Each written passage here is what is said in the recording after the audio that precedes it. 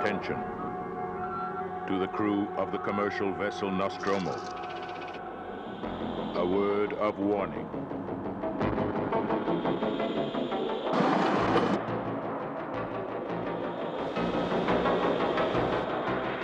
A word of warning.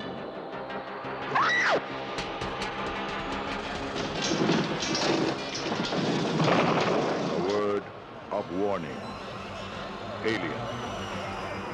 Coming this summer to a theater. Hello to all you wonderful boys and girls out there in internet land. Welcome to the first episode of Warehouse Talk, hosted by yours truly, Aaron Escobar. This is our first episode and hopefully what proves to be one of many. And for our first, since it is an amazing season we all know and love called Fall, which means October, which means Halloween, I thought we'd kick things off with a bang and start talking about one of my personal favorite sci-fi/horror films of all time, Alien, released in 1979 and directed by Ridley Scott, and starring a young Sigourney Weaver in the now iconic role of the badass space heroine, Ellen Ripley. Pitched between 2001 Star Wars and a Texas Chainsaw Massacre, Alien holds a rather unique place in the history of science fiction. Released at a time when the OG Star Wars was all the craze, it was a grounded, realistic approach to a genre that up until that time period, and even now to be honest, was more space fantasy, Buck Rogers, Flash Gordon, than it was truck drivers in space. Alien brought a realistic approach to space travel, one where the future wasn't new but old, and cobbled together from various elements of our past, much like our own reality. Hold on here, I'm just taking a drink of Coke. Delicious Coca-Cola. They're not our sponsors or anything, I just happen to really like Coke, so forgive me if I'm drinking a bit. That calms the shakes. Written by Dan O'Bannon and Ronald Shusett, Alien follows the seven-man crew of the commercial towing vehicle, the USCSS Nostromo, and its one feline companion, Jonesy. The film details the uphill fight for survival that its crew must endure as they are slowly stalked and killed off as a monstrous Lovecraftian-like creature hunts them through the claustrophobic corridors of their spaceship, bringing life to its marketing title, "In Space, No One Can Hear You Scream." Alien has been praised as everything from an art house horror film, a feminist masterpiece, to an overly ambitious creature feature. But one aspect that always tends to get overshadowed is its subtle and satirical approach to class division and corporate greed, where your ranking in the company determines your pay and value, not simply as an employee, but the very value of your own life. Although commonplace in the genre now, Alien was one of the first films to introduce the concept of the megacorp, personified in this case by British-Japanese conglomerate Weyland-Yutani. So, before Blue Sun, before OCP, before Umbrella and InGen, there was Weyland-Yutani, a company so fixated on profits that it is willing to sacrifice the lives of its own employees to ensure the survival of the alien specimen, in order to turn a profit from it as a bioweapon, a concept that Jurassic World borrowed and kind of destroyed. The class division in Alien is wonderfully displayed in the off-camera banter between Yaphet Kotto's character, Chief Engineer Parker, and his right-hand man, Brett, played by cult icon Harry Dean Stanton. The two men can be described as working-class, if not lower-class grunts, doing all the physical labor to keep the ship operational, while their crewmates receive a higher pay rate for what Brett and Parker see as less work. And for anyone that's ever worked a part-time job, you know that tends to be the case. Hold on, I'm just taking one last sip. Yeah, it's official, I'm out of Coke. So if anyone wants to help me, just, hit me up or email me or anything and just bring me a case.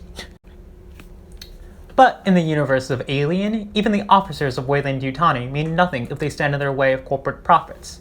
Through the course of the film, it is revealed, okay, so here's a spoiler warning, but honestly the film is almost 40 years old now, so you probably should have seen it, that the company knew about the alien creature all along, and it had reprogrammed their shipboard AI, known as Mother, to intercept a distress signal and awaken the crew from hypersleep a whole year earlier in order to receive a specimen from the planetoid LV-426, and that one of their crewmates, Science Officer Ash, played by John Hurt, is a corporate mole, planted on board the Nostromo to ensure the safety of the alien, even at the expense of the crew.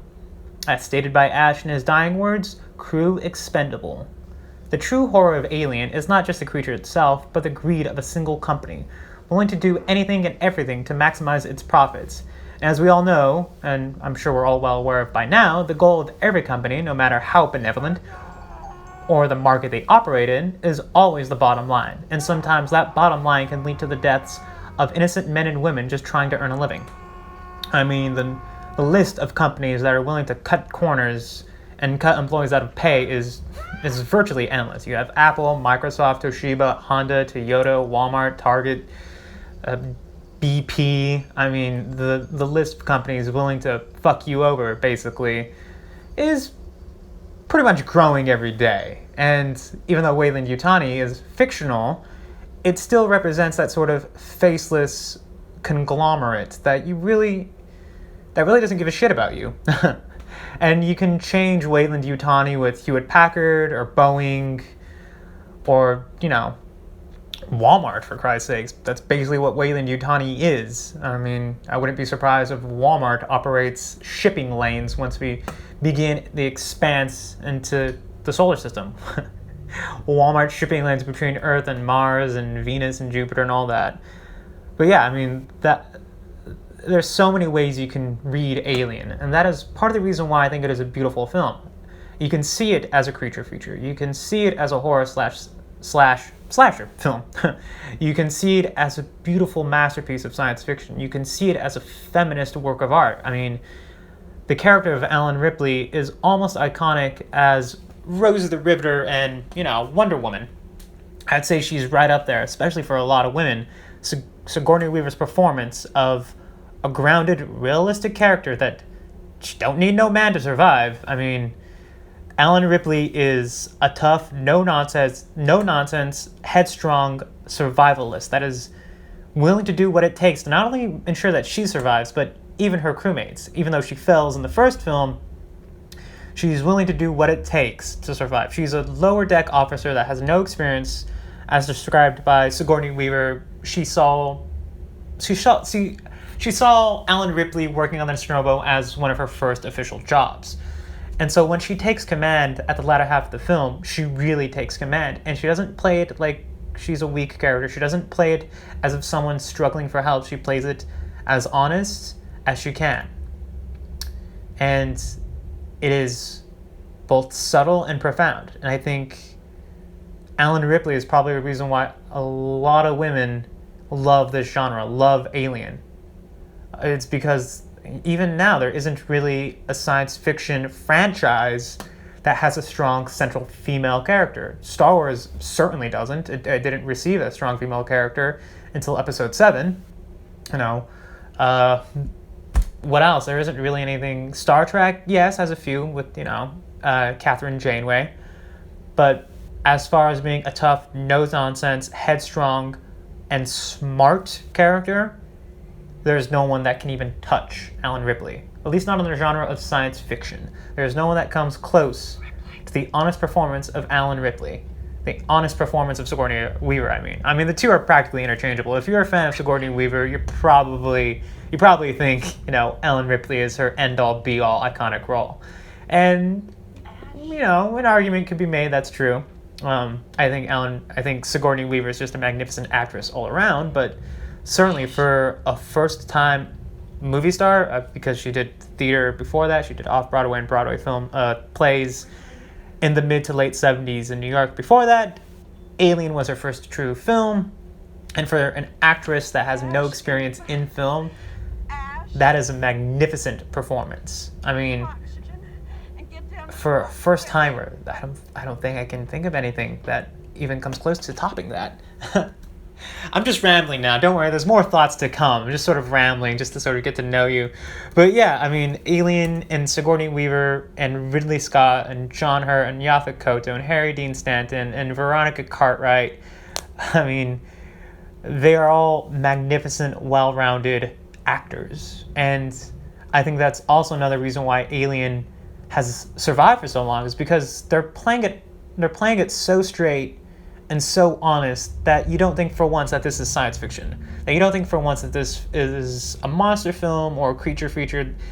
You take it as it is. As they portray it is just, these working class grunts trying to survive this horrific situation. And I think that's something that we can all relate to. At least one point, we've all been in a situation where we felt a little tense or a little kind of in survival mode, and Alien definitely plays upon your fear of being stuck in survival mode. And I think that's another reason why this film has lasted the test of time is because you can read it on so many levels. You can read it as a feminist masterpiece. You can read it as a creature feature. You can read it as art house horror. You can read it as commentary on class division or corporate greed. You can just read it and love it for its honest performance, its art design, its masterful cinematography, its beautiful score by Jerry Goldsmith, and just the world that Ridley Scott and, obviously H.R. Giger, the designer of the xenomorph, the creature, created.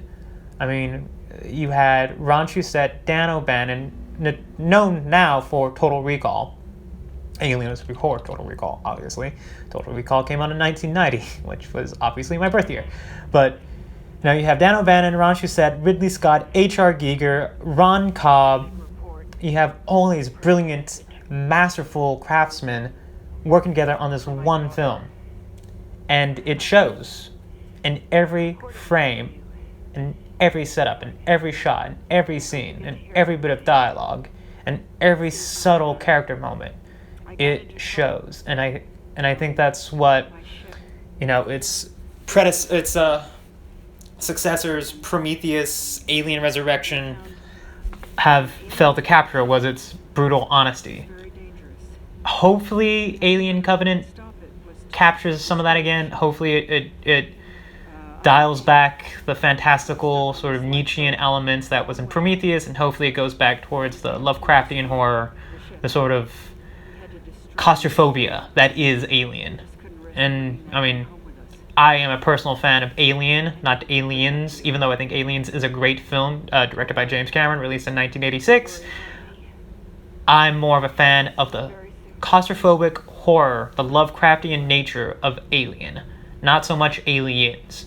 Even Alien 3 to some extent is trying to return to that sort of claustrophobic, Lovecraftian dystopic horror that was Alien. And for better or worse, it is.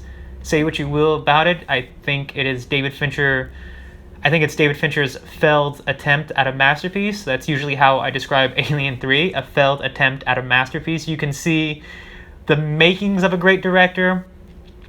You can see the talent of a great director, but a director that is still definitely searching for their style. I mean, there's this beautiful documentary about just the clusterfuck of a production that was Alien 3. I can go on a whole other podcast about that, but in short, nothing can touch the granddaddy, and that is Alien. I mean, it spawned what? Aliens, Alien 3, Alien Resurrection, Prometheus, Alien vs. Predator, Alien vs. Predator 2 Requiem, which is a mouthful to say, and also a really shitty movie. And now Alien Covenant, which is slated for a 2017 release.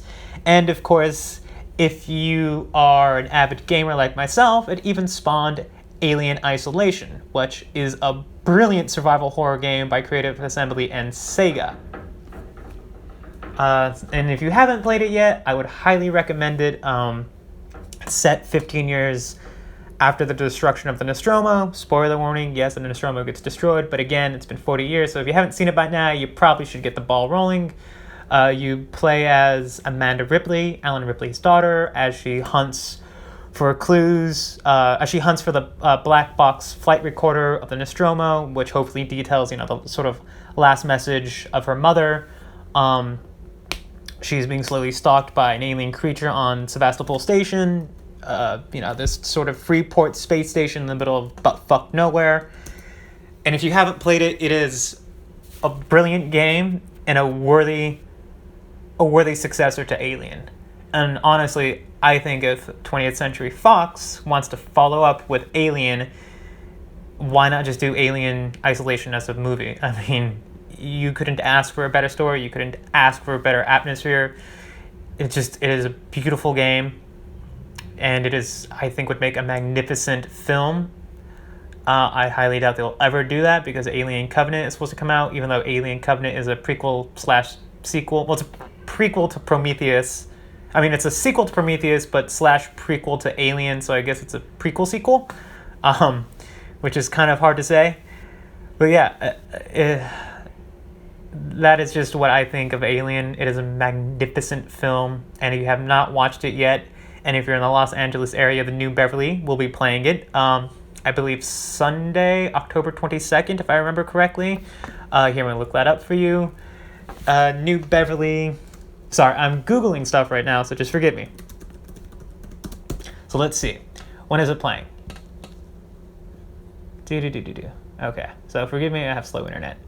So yeah, if you are in the LA area, the New Beverly will be playing Alien Director's Cut this Sunday, October 15th, and Saturday, October 22nd. Oh no, sorry. So yeah, they're going to be playing Alien the Director's Cut Saturday, October 15th, which is this Saturday, and then they will be playing it again Saturday, October 22nd. And if you have not watched it on the big screen, I would highly recommend it. I had the wonderful opportunity of watching it on the big screen. Well, actually, it was a double feature. I had the opportunity of watching Alien and Aliens back to back at the historic Grauman's Egyptian in West Hollywood.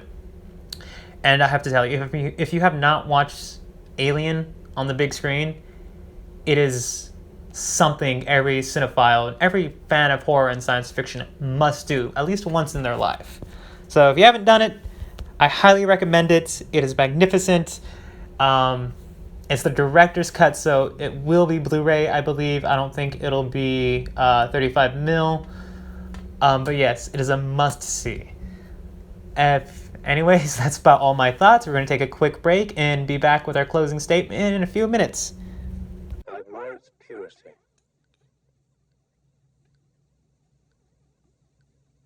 A survivor. Unclouded by conscience, remorse. Hello again to all you wonderful boys and girls. I'm officially out of Coca-Cola, and I believe I've reached my runtime, because I only intended this to be about 10 to 11 minutes. I hope you enjoyed it, and if it isn't clear already, I'm a huge fan of Alien and the science fiction genre in general. Alien, of course, just for one of many reasons. Its satirical approach to corporate greed and class divisions, that's just one of many reasons. And if you're a fan of Alien and, science fiction in general, then you must check out the Weyland-Yutani Bulletin on Facebook. It is a magnificent group full of wonderful human beings, to which I hope they're all listening. I hope they give me a lot of likes and a lot of shares on YouTube, Facebook, Twitter, and Instagram. It has been a pleasure to be a member of that group for the past 2 years. I've never had a bad experience on it. The administrators are really nice. They keep it really clean, really professional, really friendly. Has people from Argentina, Venezuela, Germany, Berlin, Mexico, Canada, the UK primarily. So, people from all over the world. I've met a few good friends on there. So, if you're looking for like-minded people, I highly recommend it. Anyways, I'm going to send you off with one of the beautiful segments from the Alien original score, composed by Jerry Goldsmith and conducted by Lionel Newman. If you haven't listened to the score, that's also another thing you should check out. It's magnificent. It's slightly ironic, though, because some of the score is actually taken from another film, Freud, I believe, which was also composed by Jerry Goldsmith. There's a pretty funny story how Jerry Goldsmith was actually a little pissed off that Fox reused some of the soundtrack from Freud in Alien, because in his mind it didn't fit the atmosphere, but I honestly think, who heard of Freud? It came out in 1962 and it's basically forgotten. I only watched it in a film history class once, and then the only thing I took away from that film was like, hey, that's the Alien soundtrack. But it turns out it's actually the Freud soundtrack in Alien, so it's a little funny. But yeah, I hope you enjoyed the score, and I hope you enjoy the closing thoughts. This has been Aaron Escobar, last survivor of the Nostromo, signing off.